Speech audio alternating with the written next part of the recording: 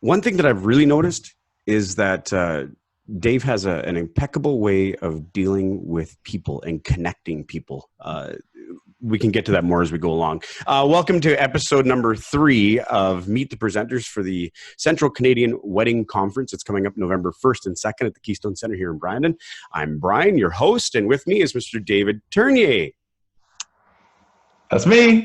How are you, Brian? I'm doing good. Thank you so very much. Thanks for giving me some time today. Just for those who maybe don't necessarily know who you are, which I would find really hard to believe, or for those just needing a quick recap, give us a little info on who you are and what you do. Sure. So thanks for having me here on this episode of your show. I really appreciate it and looking forward to seeing everybody at the conference. I'm a wedding DJ and MC located in Western Manitoba with some roots that seem to have traveled out a little further than that, which has been really fun. I'm basically, you could say, just another DJ, but I guess over the years, in part through some of the inspiration that you and I have participated in together, I have been able to develop myself into providing what some consider a premium service, but for very average, normal, everyday people. And that type of service has allowed me to travel a lot more than I ever thought possible as a DJ. And to, I suppose the question's on everybody's mind. Yes, take my rate to something that's, roughly 6 to 8 times the market average. So I certainly don't pretend to have everything figured out, but I am an MC. I am a storyteller. I love helping my couples bring their story to life through their weddings. And this is essentially what I do as an MC and a DJ for the couples that choose to involve me with their weddings. Like I said earlier, it's been such a treat to watch you on your journey because I know we've done a lot of this together, you and I specifically. But it's really neat to see how the outreach has become so broad for you and so on. And when it comes to when it comes to your presentation, I'd like to talk a little bit more about you in just a few minutes. But when it comes to your presentation, that has a lot to do with your success. I know this is a presentation that we saw when we were down in Milwaukee. You gave it, and you've given a few presentations, so being on stage is nothing new to you. But the idea of word of mouth, that has been such a huge asset to building your business. Tell us a little bit about what word of mouth presentation, what people can expect. Well, much to the what's the word? Anybody in marketing would probably shiver if they knew just precisely how bad my quote unquote marketing is that needs to be done these days, be it social media or modern up-to-date website, that type of thing. But like you implied just a few minutes ago, somehow I've found success without, using those key things that are apparently, if you're not doing them today, apparently those things are business suicide. And I've been able to bring myself from just being another DJ to being this something different in a really remarkable way through word of mouth. And word of mouth has become something really, really important to me. And it wasn't until I was asked to speak at Midwest DJs Live in Milwaukee, pardon me for those who are unfamiliar with the title, early last year, I guess the year before, that I really took the time to reflect on how it is, what were those key things that contributed to the remarkable word of mouth that was able to put me in my business to where it was at. And so it was really fun actually preparing, this conversation that I'm going to, adapt and modify for the attendees of your conference as well. It was really fun to look back and say, okay, so what were some of those key things that you did, Dave, that influenced your word of mouth in ways that maybe others weren't using to influence their own word of mouth? So this is what I'm going to be speaking about. I hope, and I'm going to say this in the presentation, I hope that everybody that's watching this right now and everybody that sits in the conference does better at social media and website marketing than I do. But, if they're able to augment that part of what they do with what I'll be speaking about, how you can leverage word of mouth in your favor, I think you're going to see a lot of very, very, very successful people come away from this conversation that we're going to have. So when you're talking about word of mouth, and obviously I'm assuming that you're talking about the people that, like the couples that you're working with, the guests at the wedding that you're, the typical, hey, I saw a DJ and he was amazing, and really make expanding on that. But is it just those people that are helping you spread your brand, or I've isolated it for simplicity's sake into basically three groups of people.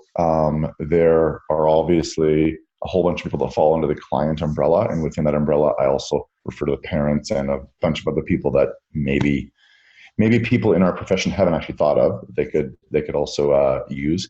So there's the client side of things, there's the public side of things, and then there's the vendor relationship side of things. So I've found plenty within those three categories that I'll be speaking to.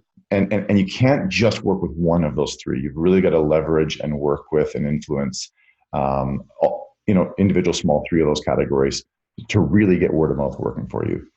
do you find that there's one specific group that will give you more quote unquote bang for your buck, your investment of time and so on in a relationship with someone?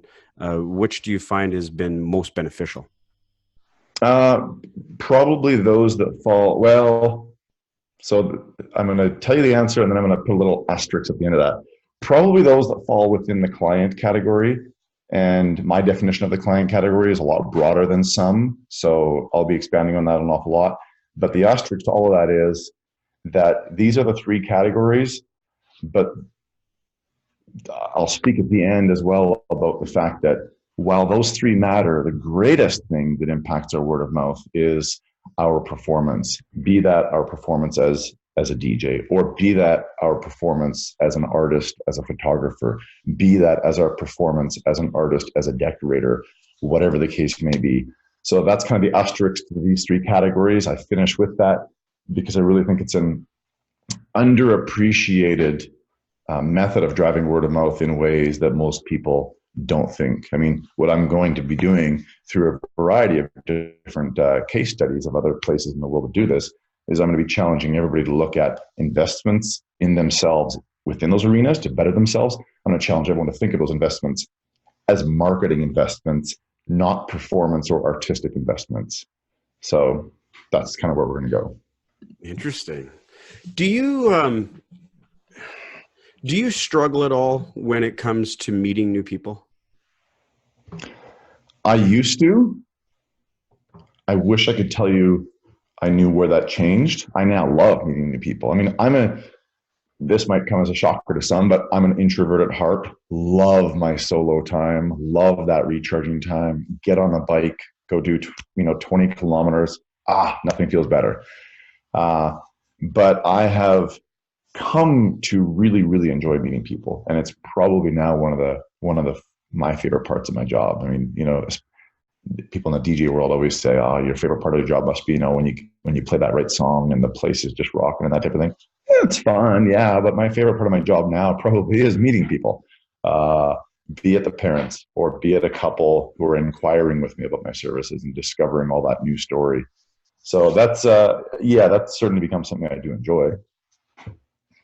Well, it's again, I know that you're exceptionally talented, and you have people who understand what it is that you do as from a DJ/MC point of view, understand what it is that you do and can get a better grip on that. But I guess the next thing I want to ask you is that the next thing I want to ask you would have something to do with giving something to the people that are watching right now that they could put into practice right away. Like if I wanted to get my word of mouth advertising working, what is something super simple that we could do or that I could do to get things starting to roll? Got it. Well, I mean, the key to getting word of mouth advertising is to get name mentions in appropriate situations, right? That's how word of mouth advertising works. And I'll be going over some of the specific definitions of word of mouth advertising and the difference, or word of mouth marketing and the difference between advertising in November. But one of the really simple ways of doing something is in providing pardon me, maybe a gift of some sort to a wedding couple. So one of the things that I do, which has really proved to be quite beneficial, and this is just a small little thing, and to many, this may seem insignificant, but I gift my wedding couples with a special bottle of sparkling wine from a winery in BC that is a favorite of my wife's and mine's, Summerhill Pyramid Winery. And along with this gift, there's a little note included in there that speaks to the why it's from this particular winery and why this place is special to us, and that I hope this couple, the bride and groom, can now find new favorite places together. So again, I'm a storyteller, right? So I attach some story, some why to that gift. And what happens as a result of that, and I do that for sincere purposes, right? I do want them to find those. What happens as a result is I often, get name mentioned the following day when they're opening their gifts, maybe with their parents or a wedding party. They're just a small, intimate, whatever, right? Dave's name comes up again. Not a bad thing, right? Now, one of the other things I slip into that note is, if you want our advice, it goes great with, chocolate and strawberries. Open it on a special anniversary or something like that. So by doing that, I've planted in their mind when they might want to use it. So, I'm going to be showing a screenshot in my presentation of Samantha, who was a bride of mine from many years ago. The day that she and Brad opened their bottle of bubbly that they got from me on their 1 year anniversary, they took a photograph of it. They posted it to their social media, to Facebook. They tagged me in it, thanking me for the incredible party again. And the reaction and the photo got well over 100 reactions. So word of mouth marketing, small little thing, give a little gift, but create some purpose with that gift, be it a story, a suggestion of how to use, and you never know, you may have actually influenced what might happen with that, and it may turn into just one more name mention for you. Fantastic advice from David Ternier, Special Request Weddings here in Manitoba. Dave is going to be at the Central Canadian Wedding Conference this coming November 1st and 2nd. Keystone Center again, is in Brandon here. And it's a 1.5 days of presentations. We've got a headshot station that is going to be out of this world. There's like 4 or 6 3D background headshot areas in and out in under 3 minutes. It's going to be insane.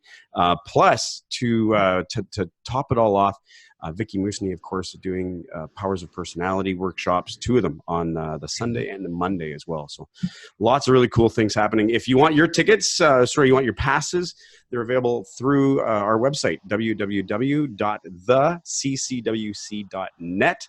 And they're just $175. Dave, thank you again so much for your time. I appreciate it big time, buddy. I look forward to what you're producing. Thank you to you for having me here, and I can't wait to meet everybody at the conference.